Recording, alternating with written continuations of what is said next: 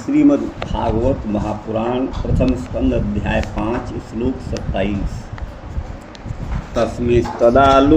तस्मिस्तदा लब्धरुचिर्महामुने प्रियश्रवस्य स्खलिता मतिर्मम ययाहमेतत् सदसत् स्वमायया पश्ये मयि ब्रह्मणि कल्पितं परे। भगवान वादरायण को देवर्षि नारद पूर्व जन्म का वृत्तांत बता रहे हैं और महापुरुषों की सेवा का वस्तुतः वो महापुरुष और कोई नहीं, भगवान सनक सनंदन आदि चारों भाई ही थे। तो उनकी सेवा का जो फल हुआ वो भवसागर से पार कराने वाला ही था। इसी बात को यहाँ नारद जी कहते हैं, तस्मिस्तदा लब्धरुचिर महामुने। हे महामुनि माने वेद व्यास जी, इस प्रकार जब मेरी रुचि हो गई, उसमें मेरी प्रीति हो गई, तब प्रिय श्रवसी, प्रिय है श्रव माने यश जिनका, परम प्रिय यश वाले भगवान नारायण में मम मति अस्खलिता, मेरी जो मति है वो अस्खलित माने अप्रतिहत, ठीक है ना। कोई भी प्रतिघात सामने नहीं रहा, सारे विघ्न नष्ट हो गए। अस्खलित माने अप्रतिहत भाव से मेरी मति, मेरी बुद्धि भगवान गोविंद में लग गई। प्रिय सर्वसी धन अस्खलिता है।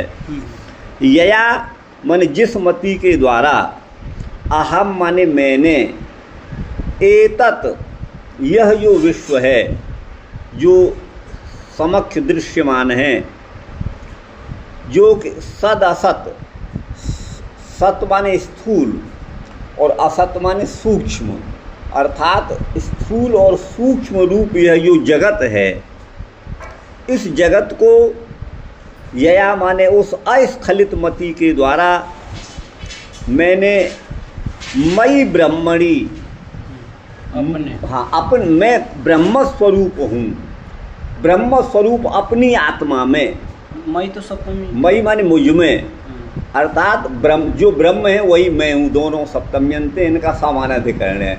अर्थात पर ब्रह्म रूपी स्वयं की अंतरात्मा में मैंने इस जगत को कल्पित देखा, कल्पित देखा। तो अब यहाँ पर ये अहम ब्रह्मास्मि का सिद्धांत यहाँ पर आ रहा है, आप समझिएगा। तो मई और ब्रह्मणि कहने वाले यहाँ पर भगवान नारद हैं और वो अपने लिए मई शब्द का प्रयोग कर रहे हैं। यह जगत मुझ में कल्पित है, अर्थात मेरी आत्मा में कल्पित है। कौन सा विश्व? जो सदात्मक है, स्थूल और सूक्ष्म प्रपंच वाला यह समग्र जगत मुझ ब्रह्म रूपी मेरी आत्मा में, ब्रह्म स्वरूप आत्मा में। तो यह आत्मा को ब्रह्म यहाँ बता रहे हैं। तो अहम पदवाच्य उस मेरी आत्मा में यह सारा जगत स्वमाया, अपनी ही माया से, माया के द्वारा कल्पित है। अब यहाँ कल्पित के विषय में यहाँ विचार करना आवश्यक है। तो पहले इसको देख लेते हैं, ये क्या कह रहे हैं, फिर आगे हम अपना रखेंगे। तो यहाँ कहते हैं प्रियम श्रवो यस्य, श्रव यश को कहते हैं अथवा कीर्ति को, श्रव यश। तो प्रिय है श्रव माने यश जिनका, तस्मिन भगवती उन भगवान में, लब्ध रुचि प्राप्त हो गई है, रुचि माने प्रीति जिसकी, ऐसा मैं नारद। तो मम माने मेरी, मति अस्खलित माने अप्रतिहत रूप से भगवान में लग गई, ये इसका संबंध है। यया मत्या जिस मति के द्वारा मैंने परे माने प्रपंचातीते, प्रपंच माने इस जगत से, पची विस्तारे धातु है, प्रोपसर्ग है, तो अर्थात ये विस्तृत जगत को मैंने इस विस्तृत जगत से अतीत माने परे जो ब्रह्म रूप मेरी आत्मा है, उस आत्मा में, ब्रह्म रूपी आत्मा में सत और असत का मतलब है स्थूल और सूक्ष्म रूपी है जो जगत है, और च से एतत् शरीरम माने यह जो शरीर है अपना, हमारा जो शरीर है वो भी इसी में है। इस शरीर को भी स्वमाया माने अपनी ही अविद्या के द्वारा कल्पित हुआ देखा। ये कल्पित है, कल्पना है, कल्पना की हुई वस्तु मिथ्या होती है, वो मिथ्या, ये जगत मिथ्या है, इस रूप में देखा, कल्पितम। ठीक है ना गुरु भाई? न तो वस्तु तो अस्ति, वास्तव में ये है नहीं, जगत की सत्ता वास्तव में नहीं है। तत्क्षणमेव पश्यामि, यह मैंने उसी क्षण देख लिया, समझ लिया। ऐसा यहाँ पर नारद जी के द्वारा ये भागवतकार कहलवा रहे हैं। तो यहाँ पर नारद जी अपने को मई पद का प्रयोग ब्रह्म रूप से कर रहे हैं। जो ब्रह्म है वही मैं हूँ, जो मैं हूँ वही ब्रह्म है, उसके अलावा कोई सत्ता है नहीं। तो फिर अब यहाँ पर विचार ये करने की बात है, उस ब्रह्म को जिसको संसार से परे बताया है। इस श्लोक का एक बार और सामान्य अर्थ कर। हाँ, सामान्य अर्थ इसका ये है, तदा माने उस समय, तस्मिन प्रिय श्रवसी, उन, तस्मिन माने उनमें, कौन में? प्रिय श्रवसी, प्रिय है कीर्ति जिनकी, ऐसे तस्मिन प्रिय श्रवसी माने उन भगवान में मेरी रुचि हो गई, मुझे रुचि हो गई, मुझे प्रेम हो गया, प्रीति हो गई, और मेरी मति अस्खलित माने अव्याहत रूप से बिना किसी रोक टोक के भगवान में लग गई। यया माने उस बुद्धि के द्वारा, भगवत समर्पित उस मति के द्वारा, यया उस मति के द्वारा, अहम माने मैंने, एतत् माने यह जो इस एतत् सदसत, ये स्थूल और सूक्ष्म जगत है, इस स्थूल और सूक्ष्मात्मक जगत को, सदसदात्मक इस जगत को मैंने अपने अंतरात्मा स्वरूप परब्रह्म में कल्पित देखा। अर्थात ये जगत वास्तविक इसकी कोई सत्ता है नहीं, यह तो मिथ्या है, ये कल्पित है। उसी समय जब इनको प्रेम हो गया, हाँ, जब भगवान में इनका प्रेम हुआ, ये इस श्लोक का सामान्य अर्थ है। तो अब यहाँ देखिए, विचार करने की बात ये है, इस बात को मैं कई बार कह चुका हूँ, यहाँ कहते हैं कि वस्तुतः वो जगत है ही नहीं। जब है ही नहीं तो भगवान ने जगत की रचना किससे की? इससे पूर्व के श्लोक में, 20 वाले श्लोक में भी यही बताए के आए हैं अभी, कि भगवान ने इस जगत को रचा। वही 20वां जो श्लोक है, छोड़िए से, 20वां जो श्लोक है जो अभी मैंने उसको कहा, वो यही है, इदम हे विश्वम भगवान वेतरो यतो जगत स्थान निरोध संभवा। यतो माने जिस भगवान के कारण ही, यतो हमें पंचमी हेतु में है, अर्थात इस जगत के स्थान माने स्थिति का, निरोध माने संहृति का, और संभव माने उत्पत्ति का जो कारण है वो भगवान ही हैं।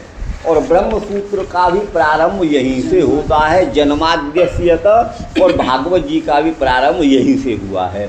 तो जिस परब्रह्म ने इस जगत को बनाया, और परमात्मा के बनाए हुए इस जगत में जो जस कर तस फल चाखा, गोस्वामी जी कहते हैं, जो जैसा कर्म करता है वैसा फल पाता है।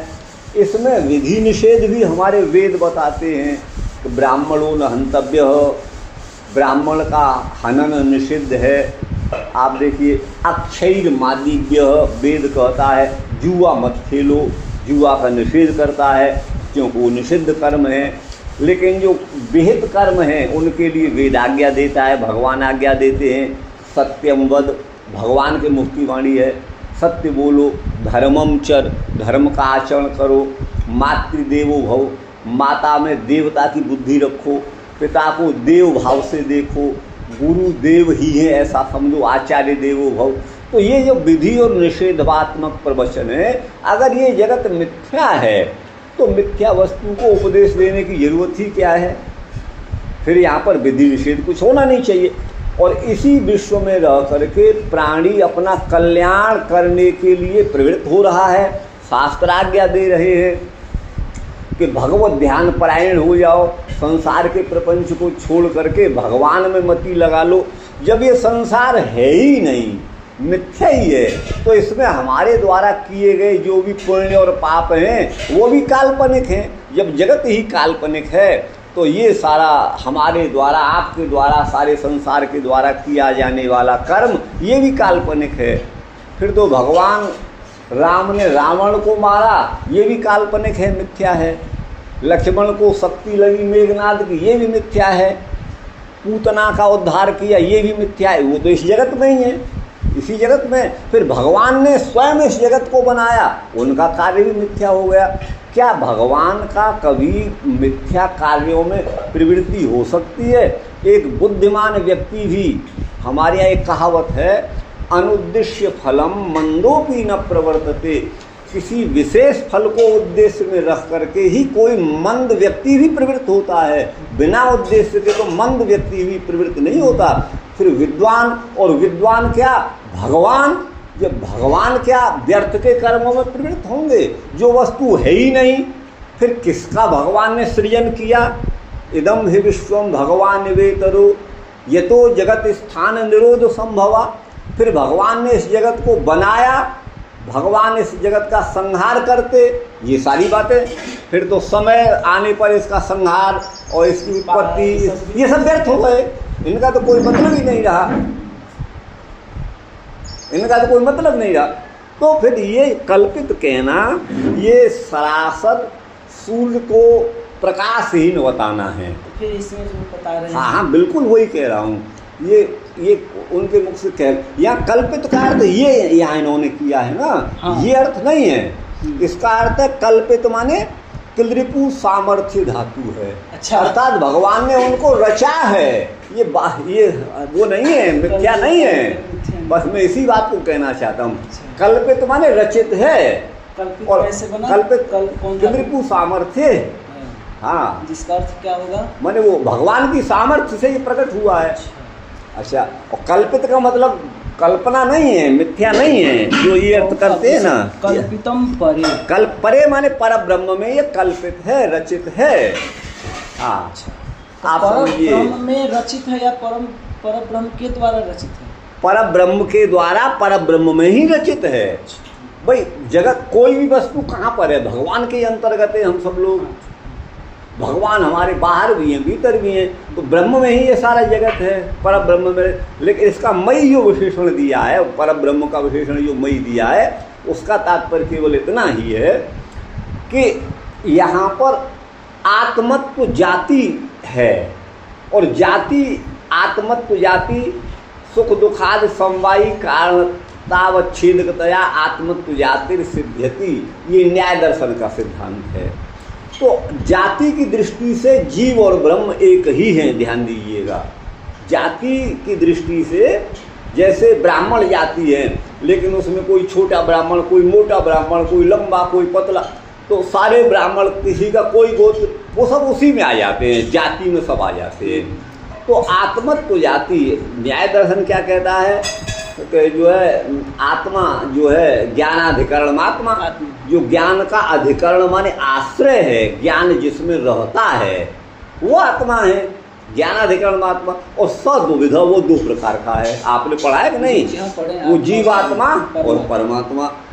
तो तत्र ईश्वर सर्वज्ञ एक एव, वो एक ही है, सर्वज्ञ। और जीवस्तु प्रति शरीरम, जीव प्रत्येक शरीर में भिन्न है। तो वो आत्मत्व जाति एक ही है, इस दृष्टि से मई ब्रह्मणी यहाँ पर कह दिया गया है। ये श्लोक गलत नहीं है। इसका अर्थ ये है, आत्मत्व जाति और मोक्ष की दशा में, परमात्मा साक्षात्कार की दशा में जीवात्मा और परमात्मा का साम्य हो जाता है। और साम्य हमेशा दो वस्तुओं में होगा। वो दोनों द्रव्य, उसमें जीव रूपी जो द्रव्य है अपना अस्तित्व खो बैठे, ये संभव नहीं है। अन्यथा तो आत्मा विनाशी हो जाएगा, आत्मा का अस्तित्व ही समाप्त हो जाएगा, जबकि आत्मा तो अयो नित्य शाश्वत जब स्वयं वो पुराणो। साम्य अवस्था को प्राप्त हो जाता है तो साम्य निरंजन परमम साम्यमुपैति, ये वेद वचन है। तो जब वो साम्य अवस्था को प्राप्त हो तो फिर कहाँ रहता है?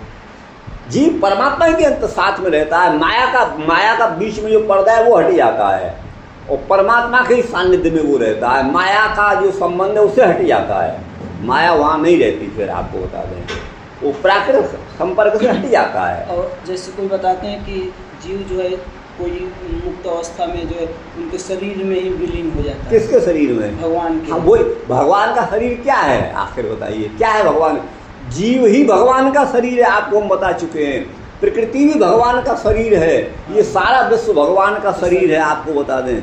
ये भगवान का शरीर ही तो है, तो वो उनके सानिध्य में रहता है, उनके ही सानिध्य में रहता है। उन्हीं का के अस्तित्व खत्म हो गया, ऐसा नहीं, जीव का अस्तित्व, फिर तो जीव विनाशी हो गया, जीव विनाशी हो गया।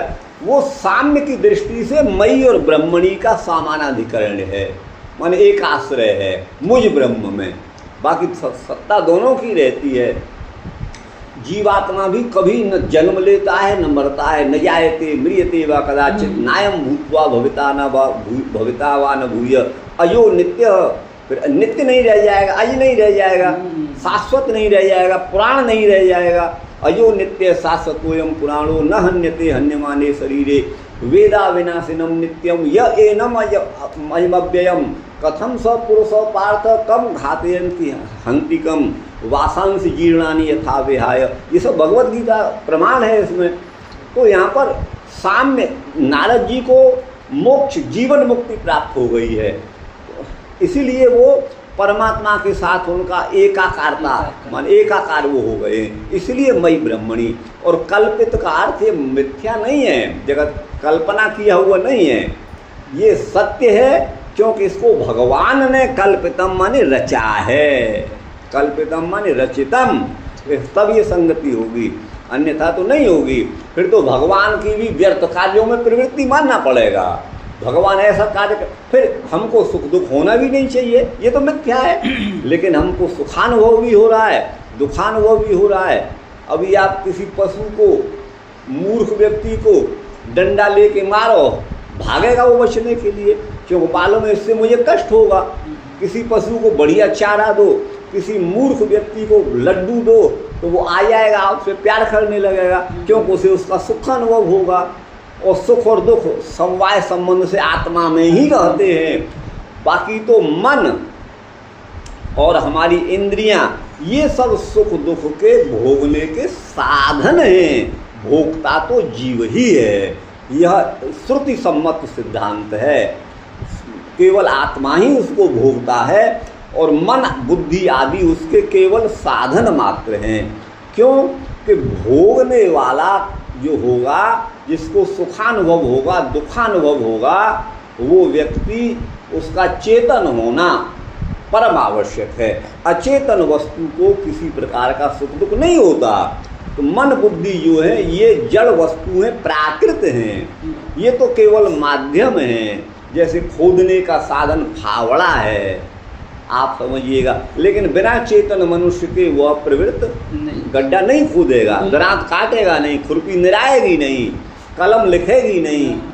अच्छा, वही जो व्यक्ति, अच्छा, उसके भिन्न भिन्न उपकरण हैं। वही जीवात्मा जब देखना चाहता है तो नेत्र के माध्यम से वो देखता है, वो बुद्धि के माध्यम से मन को नेत्रेंद्रिय के साथ लगा देता है, तब नेत्र देखने में समर्थ होता है। वही जीवात्मा जब सुनना चाहेगा तो मन को श्रवणेंद्रिय के साथ संयुक्त कर देता है, तो हम कान के द्वारा सुन लेते हैं। वही जब सूंघना चाहेगा जीवात्मा, तो फिर वो जो है घ्राणेंद्रिय के साथ मन का संपर्क हो जाएगा, तो मन जो है वो, हम जो जीवात्मा फिर गंधानुभव करता है।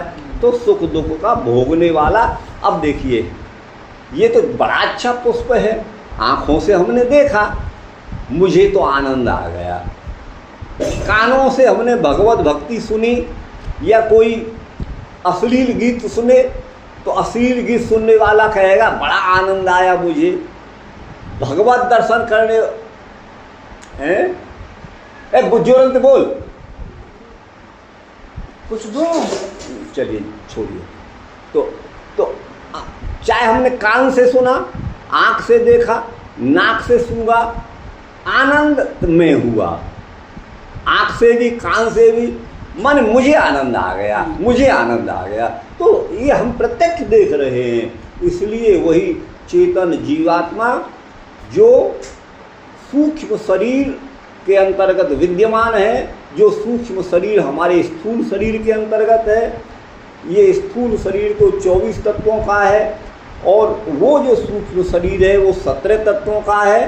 सप्तदशावया अवयवात्मक सूक्ष्म देह में विद्यमान जो सूक्ष्म देह हमारे स्थूल देह के अंतर्गत विद्यमान है, उसी स्थूल देह में मस्तिष्कगत हृदय प्रदेश में वो सूक्ष्म शरीर के आवेष्टन में, शरीर में हम जीवात्मा विराजमान रहता है। अगर किसी व्यक्ति को कोई लाठी दे के मारे, लाठी लेके आए, तो सबसे पहले व्यक्ति किसको बचाएगा? हाथ को बचाएगा, पैर को बचाएगा? उसका हाथ सिर पे जाएगा। उसका हाथ कहाँ जाएगा? सिर पे जाएगा। आप समझिए क्यों जाएगा? वो जीवात्मा है, स्वयं आप स्वयं को स्वयं सबसे ज़्यादा प्रिय है। आप समझिए उससे प्रिय और कुछ नहीं है, उसी की प्रीति के लिए अन्य है। मन में एक प्रश्न आ रहा है, एक तो गए जीवात्मा लोग हो गए, सूक्ष्म शरीर अलग हो गया। सूक्ष्म शरीर में जीवात्मा है और उसमें भी परमात्मा है। ये सूक्ष्म शरीर जो एक पंचभौतिक शरीर के अंदर है। तो जब मृत्यु हो जाती है तो ये शरीर पंचभौतिक शरीर तो यहीं पे रह जाता है। और इस सूक्ष्म शरीर को ही कष्ट सुख इत्यादि जो है नरक स्वर्ग, सूक्ष्म शरीर को तो जड़ है, वो भी उसके माध्यम से सुख दुख होना है, वो जीव को ही होना है, जीवात्मा को ही। और क्या सुख दुख जीवात्मा को ही होना है। तो भाई वो तो जड़ है, वो भी जीवात्मा को तो कष्ट नहीं होता है। क्यों नहीं होता है ना? वही तो करता और भोगता है। और जीवात्मा के अंदर भी आत्मा है, वो परमात्मा है। वो परमात्मा है। जीवात्मा के अंदर भी परमात्मा है, उसको सुख दुख नहीं होगा। क्यों? वही तो अगले सूत्रों में वेदांत दर्शन में आया था, वैसे स्यात्, वो ऐसा शब्द आया था, परमात्मा को सुखा दुख अनुमति नहीं होता, क्यों? वो जो है कर्तृत्व और भोक्तृत्व के अभिमान से परे है। अच्छा, जब भगवत साक्षात्कार होगा, भगवत प्राप्त कर लेगा, तो उस वक्त क्या सूक्ष्म शरीर भी वहाँ छूट जाएगा? वो प्राकृत है, प्रकृति का कोई संबंध वहाँ नहीं रहेगा। भगवत प्राप्ति, वो कोई माया का पर्दा रहेगा ही नहीं। सूक्ष्म शरीर हम मरने के बाद, आत्मा का स्वरूप कैसा है, इसमें इसका कोई लक्षण है? बिल्कुल वो प्रकाश स्वरूप है, अत्यंत अणु परिमाण है, जिसका हमारे उपनिषदों में बताया बालाग्र शतभागस्य शतधा कल्पितस्य च। इस पर चर्चा हम आपसे कर चुके होंगे। बाल का एक अग्रभाग लीजिए, अग्रभाग उसके 100 टुकड़े करिए, एक टुकड़े के फिर 100 टुकड़े करिए, आप कल्पना नहीं कर सकते वो कितना सूक्ष्म है। वो केवल चेतन सत्ता मात्र है, आपको बता दें, और उसका कोई आकार वाकार नहीं है, और वो निरवयव है, ये आपको बता दें। हमारा ये शरीर है, ये मकान है, ये अवयव संयोग से बना है। ईंट, इसमें सीमेंट, इसमें बजरी, रेता, पानी, ये सब मिला मिलू के इसमें अवयवों का संयोग है, तब ये बना हुआ है, और इसलिए अवयवी है। हमारा देह पांच भौतिक पंचभूतों से मिलकर बना है। ये इसमें हमारे भिन्न भिन्न अवयव हैं, तो अवयवी हैं। और जो वस्तु अवयवी होती है, जो अवयवों वाली होती है, अवयवों के संयोग से बनती है, वो विनश्वर होती है। ये शरीर एक दिन नहीं रहेगा, ये भवन भी नहीं रहेगा, लेकिन आत्मा जो है, जीवात्मा, वो निरवयव है, उसमें अवयवों का कोई संयोग नहीं है। जो संयोग जिसका होता है उसका वियोग भी निश्चित है। सबसे पहले महर्षि वाल्मीकि ने उसमें कहा, रामायण में कहा, उसके बाद उसी श्लोक को 2 जगह महाभारत में भी दिया गया है। वो श्लोक है संयोगा विप्रयोगांता, ये है भस्मांतम च जीवितम। अर्थात जो संयोग है, जो 2 चीज़ों का मिलन है, वहाँ वियोग भी अकाट्य है, निश्चित है। तो वो निरवयव है जीवात्मा। आप समझिएगा। सूक्ष्म देह तो सावयव है, उसमें 17 तत्व हैं। वो कब छूटेगा? हम एक योनि से दूसरी योनि में जाएंगे तो वही सूक्ष्म शरीर जाएगा। वो तो 2 ही कंडीशन में छूटता है, या तो भगवत साक्षात्कार होने पर शरीर पात हो जाए तो सूक्ष्म शरीर नहीं रहेगा, उसका संपर्क, उसके बंधन में हम नहीं रहेंगे, परमात्मा का सान्निध्य प्राप्त हो जाएगा। सूक्ष्म शरीर जो है वो भी नहीं रहेगा, तो उस समय भगवत साक्षात्कार में छूटता है। या महाप्रलय की अवस्था में वो जो है, बाकी और कोई दशा नहीं। हम 1000 योनियों में, करोड़ योनियों में बदलें, अपने इस देह धारण करें, तो वही रहता है सूक्ष्म शरीर। और इसीलिए उसमें हमारे संस्कार भी रहते हैं, पूर्व जन्म के संस्कार, पूर्व जन्म की वासनाएं भी रहती हैं, आपको बता दें। तो ये है, यहाँ कल्पित का अर्थ है परब्रह्म में ये रचित है, ये मिथ्या है, ऐसा नहीं है। जैसा कि यहाँ पर जो है कल्पितम। अच्छा, अब यहाँ पर एक बात और बड़े मजे की इन्होंने कह दी, स्वमायया। स्व पद के 4 अर्थ हैं, आत्मा, आत्मीय। तो किसने रचा? भगवान ने रचा।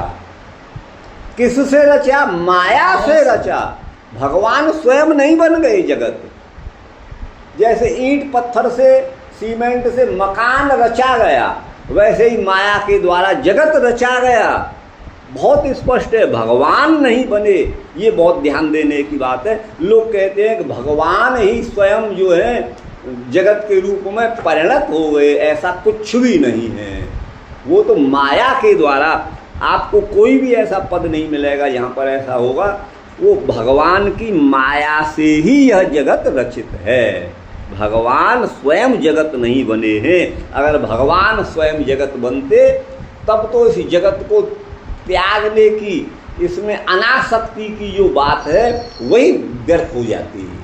फिर तो इसमें ही आसक्ति करना ही परम धर्म होना चाहिए, क्योंकि तो भगवत स्वरूप है। तो इसलिए यहाँ पर यही अर्थ होना चाहिए कि भगवान ने अपनी, जिसको अविद्या भी कहते हैं, माया भी कहते हैं, प्रकृति भी कहते हैं, अव्यक्त भी कहते हैं, बौधानक भी कहते हैं, उसी माया के द्वारा कल्पितम माने रचितम। लेकिन यहाँ पर ये कहते हैं कि ये तो कल्पना है, वास्तविक नहीं है। ये अर्थ कह रहे हैं, जो कि हमें सहमत नहीं है। हम आपको अपनी बात बता दें, ये है। बंशीधर जी का देखिए, चलिए आगे है यहाँ से। लब्ध चे लब्धा स्वाद विशेषस्य। लब्ध माने प्राप्त हो गया है, हो गई है। रुचि माने आस्वाद, भगवद आनंद विषय है का आस्वाद जिसे प्राप्त हो गया है। ऐसी स्खलन शून्य, जो कभी स्खलित नहीं होने वाली, भगवत स्वरूप से हटने नहीं वाली, ऐसी मति जो है प्रादुर्भूत हो गई। यहाँ विश्वनाथ कहते हैं स्वमाया माने अपनी माया से, हेतुना, माया के हेतु से भी, मई वर्तमानम, मुझ आत्मा में विद्यमान यह जो स्थूल और सूक्ष्म शरीर है, तत्मया मत्या, उस शरीर, हाँ, यया मत्या, जिस मति के द्वारा इस स्थूल और सूक्ष्म शरीर को, ठीक है ना, जिस मति के द्वारा परब्रह्म श्री कृष्ण में, ठीक है ना, परब्रह्म श्री कृष्ण रूपी विषय में ही ये कल्पित है, ऐसा में पश्ये माने पश्यामी। कल्पितम का अर्थ है क्लिप्तीकृतम माने स्थापितम। अब हम यहाँ तो मिथ्या नहीं कह रहे हैं, ये तो स्थापित है। परब्रह्म के अंतर्गत ही जगत स्थापित है। ये यहाँ पर कल्पितम माने स्थापितम है, यहाँ मिथ्या नहीं है। और यहाँ पर ये वो मिथ्या कह गए हैं, आप समझिएगा, ये स्थापित है। तथा है स्थूलम शरीरम भगवत जल कलश वहन दंडवत प्रणत्यादौ न तो स्वीय व्यावहार के क्वापी कृत्य सूक्ष्मम श्रवण नयन मनोबुद्ध्यात्मकम तदीय गुण रूप माधुर्या स्वादादावेव कल्पितम न तो वैसे के क्वापी स्वभोग्य वस्तुनीति पश्ये। ये बड़ा लंबा कर रहे हैं। यह जो स्थूल शरीर है, भगवत जल कलश वहन दंडवत है ना, भगवत रूपी जल कलश को वहन माने ढोने के दंड के समान, प्रणति आदि में, प्रणति माने प्रणाम, भगवान को प्रणाम आदि करने में, न तो सूये व्यावहारिकी कृत्य, अपने इस शरीर को देखिए, यहाँ कलश को, जल कलश को धोने वाला दंड का मतलब है, पहले कहार जो होते थे एक लकड़ी लंबी सी अपने कंधे पर रखते थे, इधर उधर पात्र को लटका लेते थे, तब वो जल लाते थे, तो वो जल वहन जो है दंडवत हो गया, जलपूर्ण कलश को ढोने का दंड हो गया। तो वैसे ही ये जो जगत, ये जो है, ये जो स्थूल शरीर है, वो भगवान की प्रणत आदि में, प्रणति माने प्रणाम आदि में इसको लगाना चाहिए, ठीक है ना। न तो सूये व्यवहार के, अपने जगत के व्यवहार में शरीर का व्यय अपव्यय नहीं करना चाहिए, क्वापि कृत्य। और सूक्ष्मम श्रवण नयन मनोबुद्ध्यादिकम, श्रवण नयन, श्रवण माने कान, नयन माने नेत्र, मन और बुद्धि, इन सब 17 तत्वों से मिलकर बना हुआ सूक्ष्म शरीर है, वो भी तदीय माने भगवान के गुण रूप माधुरी आदि के आस्वादन में ही इसको लगाना चाहिए। कल्पितम, न तो वैषयिक, वैषयिक सुख में नहीं, जो भोग्य वस्तु हैं उसमें नहीं, ऐसा मैंने पश्य माने देखा। यत पूर्वम बहु आयासे नापि भगवती क्लिप्तम नासीत, जो पहले बहुत प्रयास करने पर भी भगवान में नहीं लग रहा था, तदेव माने वही मन और नयन आदिक जो हैं उसमें यह भगवत रति, भगवत प्रीति हो गई, रतौ जातायाम। तो स्वम स्वम बहुकाला व्यस्तमपि विषयम त्यक्त्वा, जिन विषयों का मैं अपने मन बुद्धि से बहुत काल से सेवन करते चले आ रहा था, जन्म जन्मांतर में, उसे त्याग करके तत्रैव क्लिप्तम, वहीं भगवान में मैंने लगा दिया, स्थापित कर दिया इस मन को। साक्षात अनुभवामि इत्यर्थ, मैं साक्षात भगवद अनुभव कर रहा हूँ, ये अर्थ है नारद जी का। अब देखिए यहाँ पे प्रीतम का अर्थ हमने क्या नहीं किया, आप देख रहे हैं ना, वही मैंने भी किया, वही मेरा अपना था। तो ये हो गया आपका 27, 28वां, ये 27वां हुआ है। 28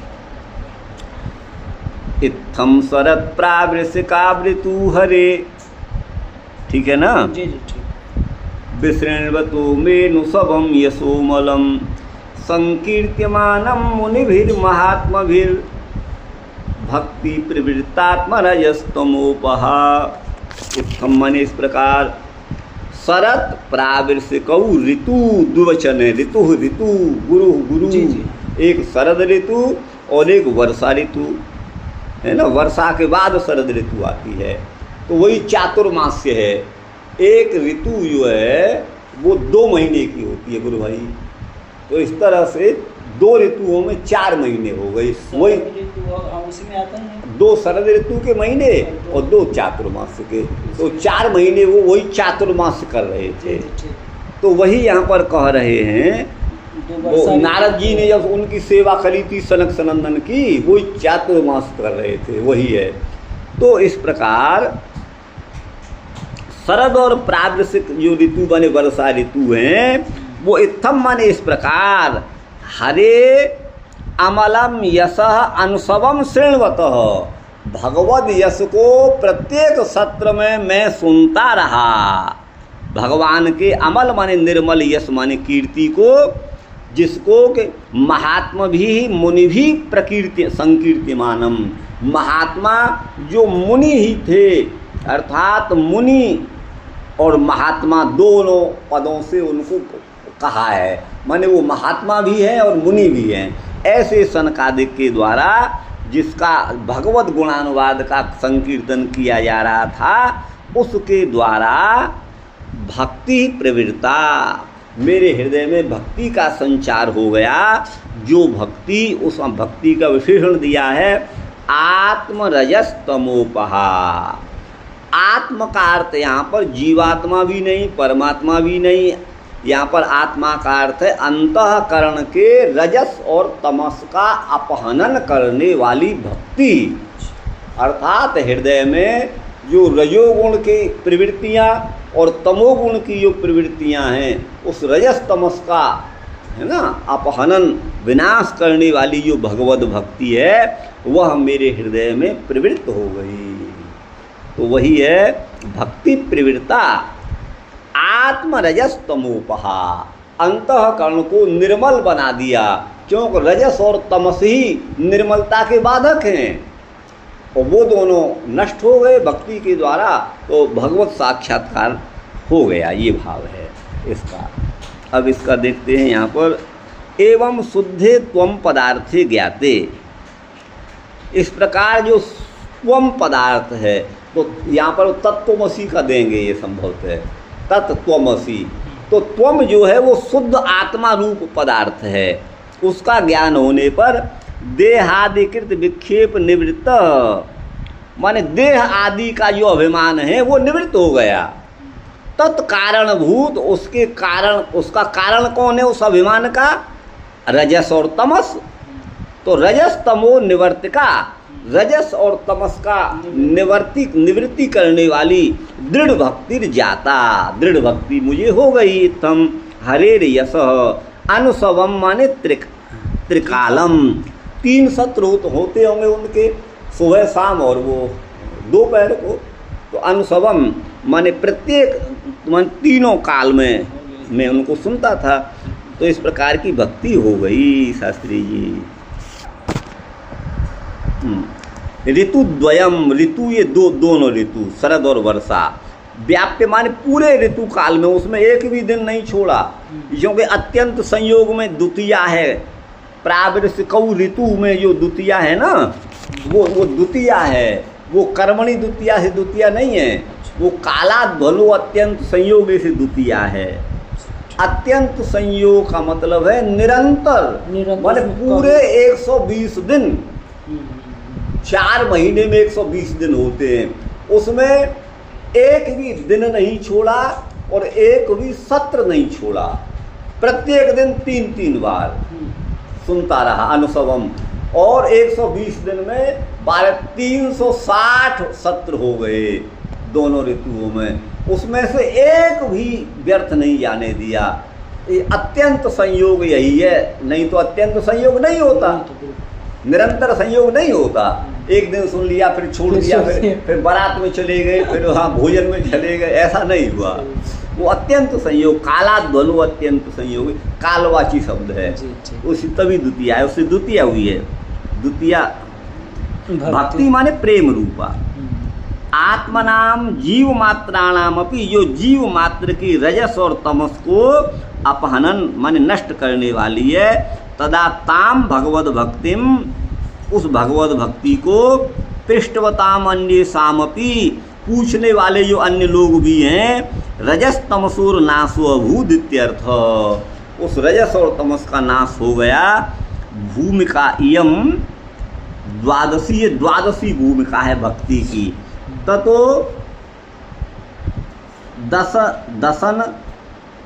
दर्शन साक्षात माधुर्यानुभवौ उत्तराध्याय वक्ष्यते। उसके बाद दर्शन और साक्षात माधुर्य का अनुभव ये उत्तराध्याय में, अगले अध्याय में वक्ष्यते माने कहे जाएंगे अगले अध्याय में। एक बड़ा हुआ जो बताए हैं द्वादश, ये माने 12वां स्टेज है भक्ति का। अच्छा, भक्ति 12। हाँ।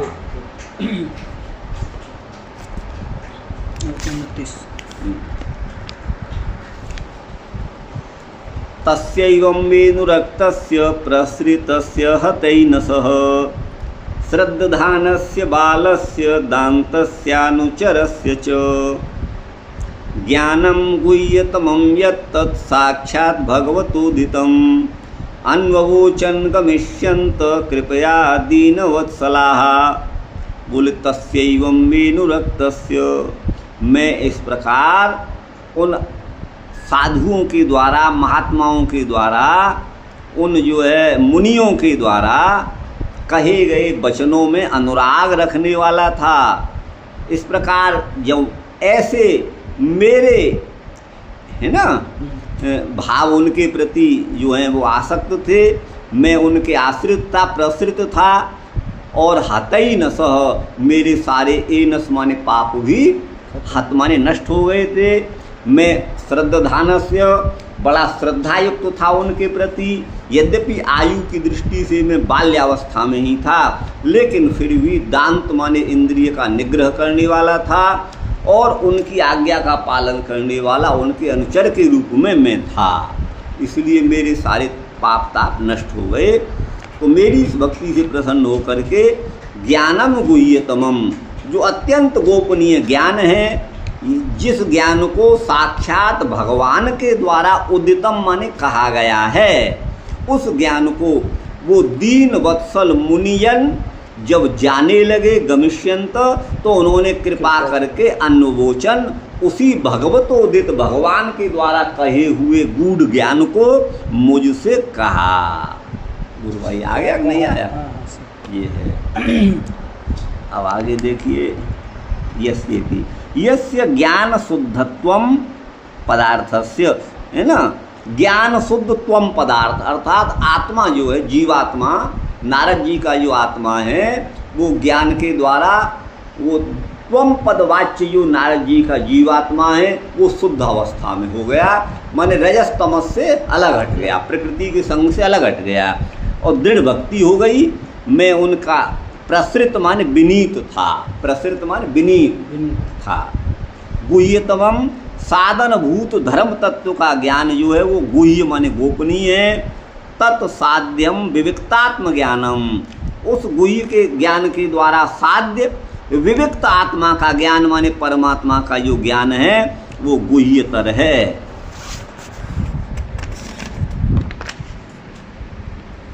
ना। और तत्प्राप्त ईश्वर ज्ञानम, उस ज्ञान के द्वारा प्राप्त होने वाला जो ईश्वर का ज्ञान है वो गुह्यतम है, माने अत्यंत गोपनीय है, इसलिए गुह्यतम कहा। भगवतोदितम माने भगवान के द्वारा कहा गया क्या है, भागवत शास्त्र। उस भागवत शास्त्र को अन्ववोचन माने उपदिष्टवंत, उस भागवत ज्ञान का मुझको उपदेश दिया, ऐसा नारद जी कह रहे हैं उनसे। नन सद्गुरूपदेश मंत्रेण केवल यशश्रवणे नैव कथम ज्ञानोदय, सद्गुरु के उपदेश के बिना केवल भगवद यश का श्रवण करने मात्र से ज्ञान का उदय कैसे हुआ, इस शंका पर कहते हैं युग्मेन माने दो श्लोकों के द्वारा। उपदेश सदगुरु तो बनाया नहीं नारद जी ने, वो तो गुरु भाव से सेवा नहीं कर रहे थे, तो वो तो जो है महात्मा मान करके अपना कर्तव्य समझ के उनको कर रहे थे, लेकिन उनको भगवान का यश ही श्रवण हुआ। लेकिन हम तो कहते हैं आचार्यवान पुरुषो वेद, जो आचार्यवान है, जिसने गुरु बनाया है, गुरु की शरणागत है, वही उस तत्व को जानता है। नारद जी ने तो अभी ऐसा किया नहीं है, केवल भगवान का यश सुना, तो उनको कैसे मोक्ष हो गया, माने ज्ञान हो गया, ये भाव है। केवल यश श्रवणे नैव कथम ज्ञानोदय, ये शंका पर कहते हैं युग्मेन तस्य, तस्य माने ये श्लोक के आदि में होगा, तस्यैवं मेनुरक्तस्य, इस प्रकार क्या हुआ, एवं भूतस्य में, युग्मेन माने दो श्लोकों के द्वारा, एवं भूतस्य में इस प्रकार के गुण धर्मों वाला जो मैं नारद हो गया, तो उत्पन्न प्रेम भक्ति, मेरी प्रेम भक्ति का मेरे हृदय में प्राकट्य हुआ, तो साक्षात भगवान के द्वारा अर्थात देवकी नंदनेन उदितम माने कथितम, उनके द्वारा कथित जो ज्ञान है ना, ज्ञायते अनेनिति ज्ञानम, जिसके द्वारा किसी को जाना जाए उसे ज्ञान कहते हैं। अर्थात ज्ञान शास्त्र तच्च केवल ज्ञान प्रधानात, उसमें ज्ञान की प्रधानता होने से भक्ति मिश्रित जो ज्ञान प्रधान है उस गोपनीय शास्त्र के रहस्य को, और ततोपि ज्ञानम, उससे भी ज्ञान मिश्रित भक्ति की प्रधानता वो गुह्यतर है, और ततोपि माने उससे भी केवल भक्ति की प्रधानता ही जिसमें है, ऐसा ज्ञान गुह्यतम है। यदुद्भवम, जिससे उत्पन्न ब्रह्मा के प्रति, श्री भागवतम अर्जुनम प्रति, ये क्या है, परम भागवत अर्जुन के प्रति, श्री गीताभिधम च, जैसे भगवान श्री कृष्ण ने अर्जुन के प्रति गीता नामक शास्त्र का उपदेश दिया, वैसे ही गमिष्यंत माने वो कल जाएंगे, तो एक दिन पहले ज्ञान दे दिया, इसलिए गमिष्यंत, ये लिट लकार भविष्य काल का। सो वयम यास्याम, है ना, टुमोरो, है ना, हम जाएंगे, कल जाएंगे। इस ऐसा विभाव्य माने मान करके एक दिन पहले उन्होंने अन्वोचन माने कह दिया, ज्ञान। इसका संदर्भ है ज्ञानम माने ज्ञान विज्ञानादि सारम। ज्ञान और विज्ञान, विज्ञान माने ज्ञान को अपने आचरण में ढालना, ये विज्ञान है। इसीलिए केवल ज्ञान से काम नहीं चलता। इतना तो जान लिया आत्मा अजर है, अमर है, अविनाशी, उससे काम नहीं चलता। वहाँ स्थित होना, उसको अपने आचरण में ढालना, तो ज्ञान को प्रैक्टिकल रूप देना, ये विज्ञान है। इसीलिए भगवान ने केवल ज्ञान से काम चलने की बात नहीं कही, अर्जुन से साफ कहा ज्ञान विज्ञान संयुक्त भजमाम भक्ति भावत। ज्ञान और विज्ञान दोनों से केवल मुख तक ही सीमित नहीं रहना चाहिए, तुम्हारे आचरण में भी वैसा दिखना चाहिए, तो प्रैक्टिकल में भी। तो ज्ञान और विज्ञान दोनों से समन्वित वो होना चाहिए। चतुर्थ श्लोक रूपी जो भागवत है, तदर्थ रूप जो है साक्षात न तो साक्षात श्लोकात्मकम, माने चतुर्थ श्लोकी रूप जो उसका अर्थ ज्ञान दिया, उन श्लोकों को नहीं कहा। अहमेवास्मेवाग्रे ये श्लोक नहीं पढ़े, लेकिन इनका सार जो है वो कह दिया, ये कह रहे हैं परम गुह्यम तद न तो साक्षात श्लोकात्मकम, ठीक है ना। तत्र अनधिकार का, उसमें अधिकार नहीं था। तस्य रहस्याख्य भक्त्यैक तात्पर्यात्, वो रहस्य नामक भक्ति का ही तात्पर्य है। साक्षात भगवतोदितम माने साक्षात भगवान के द्वारा कहा हुआ। ये बात कैसे कह दी, तो यहाँ कहते हैं कि पुरा मया प्रोक्त मयाय, है ना, पहले मैंने अजाय माने ब्रह्मा जी के लिए इसको कहा था, ठीक है ना। और इनाभ्य ये क्या दिया हुआ है,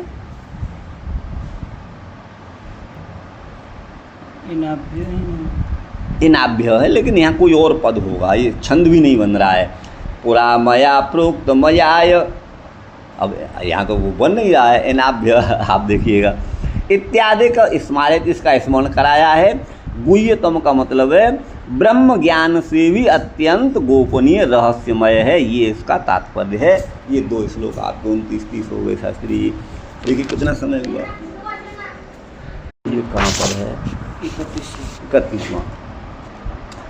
ये नैवाहं भगवतो वासुदेवस्य वेधसः मायानुभावमविदं येन गच्छन्ति तत्पदम् एतत् संसूचितं ब्रह्म तापत्रयचिकित्सितम् एतत् संसूचितं ब्रह्म।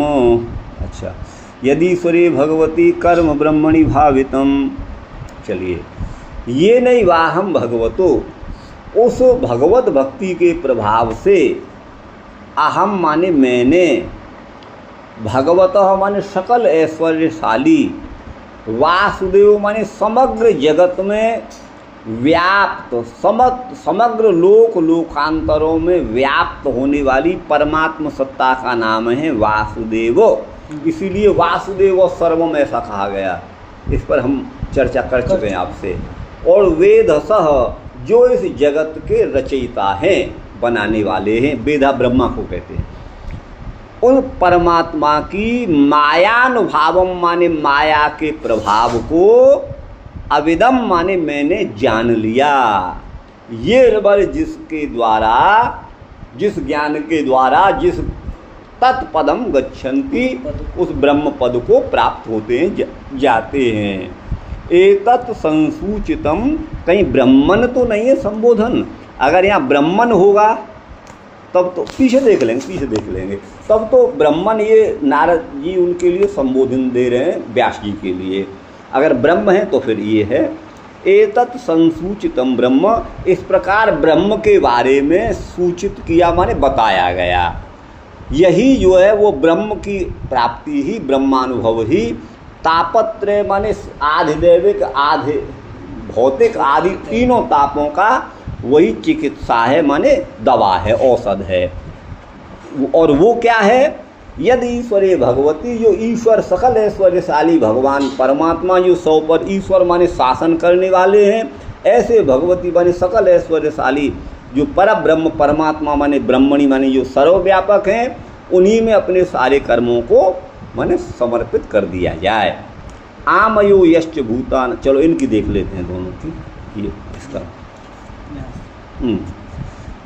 तदेव ज्ञानम पूर्वोक्त त्वम पदार्थ ज्ञानाद विवेकेन दर्शयति।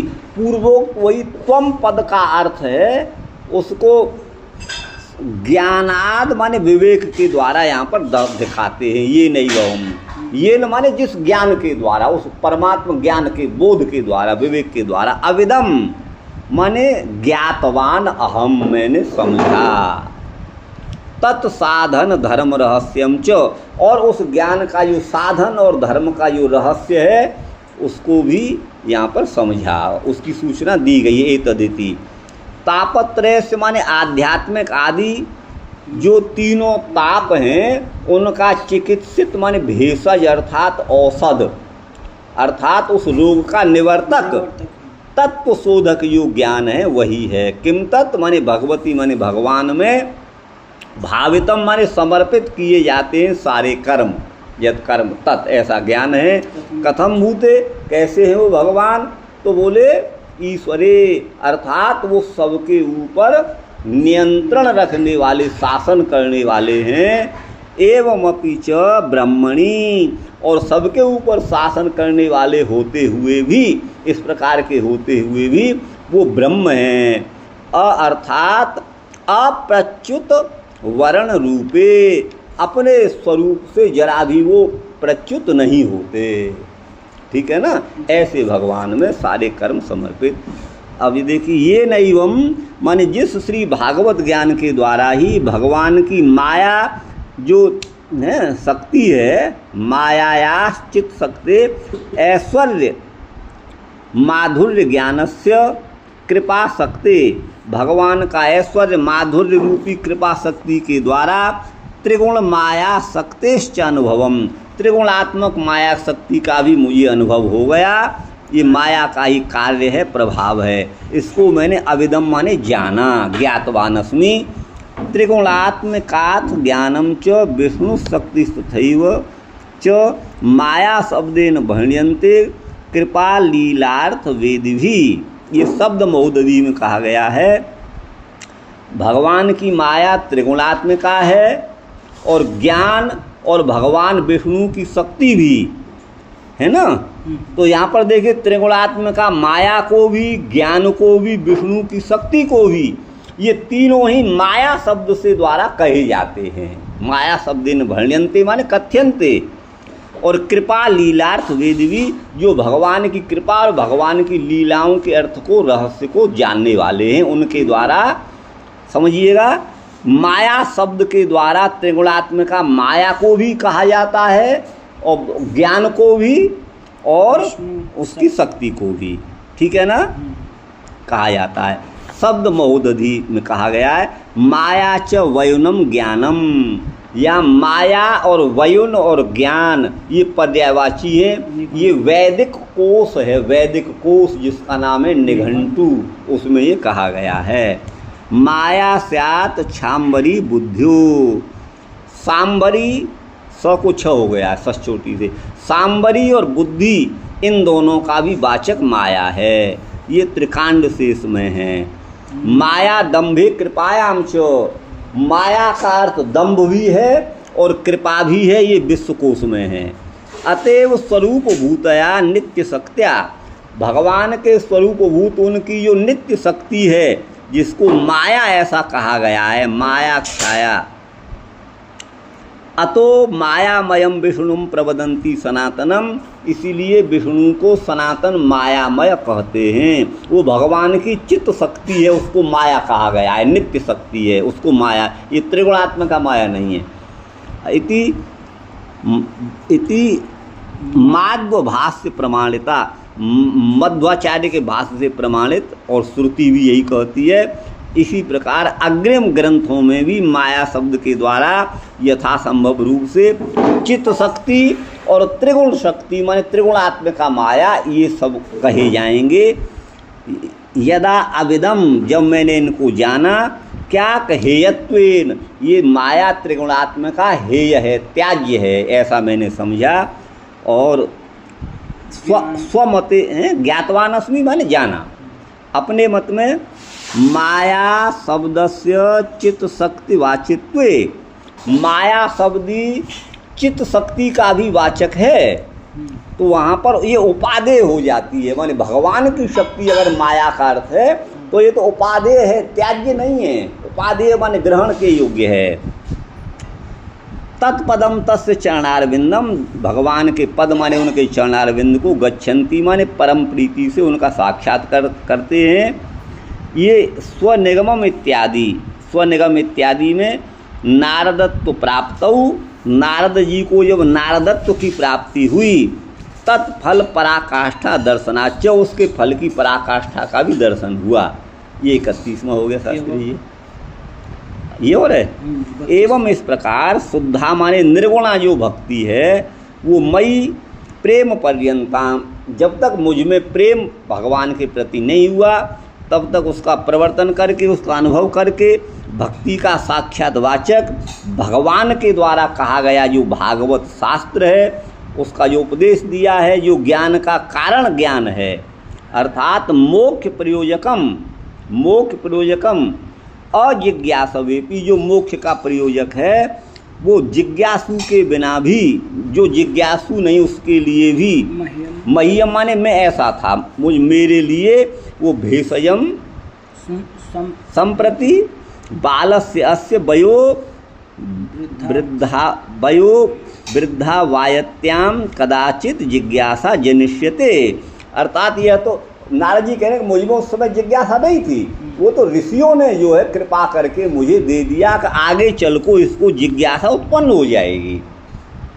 ऐसा विभाव्य माने परामर्श करके निरपेक्षार्थ भंग्या, निरपेक्ष रूप से उन्होंने ये ज्ञापित किया है। एतदिति संसूचितम, ये संसूचित होता है, साक्षात नहीं कहा गया है। मत प्रयोजना भावात, मेरे प्रयोजन के अभाव से। किम तत् तापत्रय से आध्यात्मिक आदेश चिकित्सितम, तापत्रय माने आध्यात्मिक आदि जो तीनों ताप हैं, आदि दैविक आदि भौतिक इत्यादि, उनका भेषज माने निवर्तक है। तदेव किम यत स्वमायानुसारेण ईश्वरे परमात्मनि वा भगवती, अपनी माया के अनुसार परमात्मा भगवान जो ईश्वर हैं अर्थात षड ऐश्वर्यशाली ऐसे ब्रह्म हैं, उनके तदीय निर्विशेष स्वरूप में समग्र कर्मों को भावित माने समर्पित कर देना चाहिए, माने भगवद अर्पण सबको कर देना चाहिए। ये